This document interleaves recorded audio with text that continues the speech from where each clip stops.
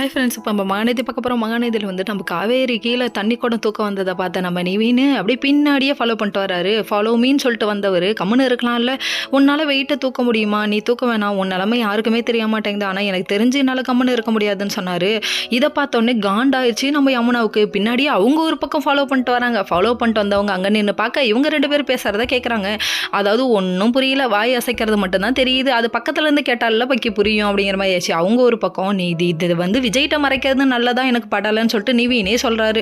இதை ஏமா நீ கேட்கவே மாட்டேங்கிற அப்படிங்கிற மாதிரி தாங்க இருக்குது. இவங்க மாறி மாறி பேசிகிட்டு இருக்க நம்ம யமுனா ஒரு பக்கம் ஒன்றும் தெரியலையேன்னு எட்டி எட்டி பார்க்குறாங்க. அங்கே என்ன தெரிகிறது அப்படிங்கிற மாதிரி ஆயிடுச்சுங்க. கடைசியில் பார்த்தா இவர் தண்ணி கொடுத்த தூக்குறாரு. இதை பார்த்தோன்னே ஷாக் ஆகிட்டாங்களாமா. அதுக்கப்புறம் மறைஞ்சு நின்று பார்க்குறாங்க. மறைந்திருந்து பார்க்கும் மர்மம் என்னன்னு இவங்க ஒரு பக்கத்து இங்கே பார்க்க இது தெரியாமல் நம்ம தம்பி ஒரு பக்கம் தண்ணி குடம் எடுத்து தங்கம் நீ நடந்து வந்தால் தவிக்குது மனசு தவிக்குது அப்படிங்கிற பாட்டை போட்டுவிட்டு இமேஜினுக்கு போயிட்டாரு. டே ஓவர் இமேஜின் உடம்புக்கு ஒத்துக்காதுரா கம்முனு கடை அப்படின்ட்டாங்க.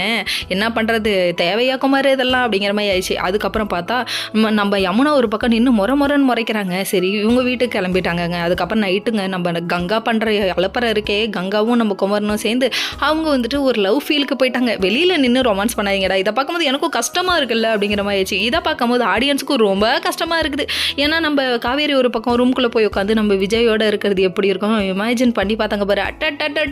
அரிய வகை காட்சியடா இதெல்லாம் காமிங்கடா அப்பா அப்படிங்கிற மாதிரி ஆயிடுச்சு.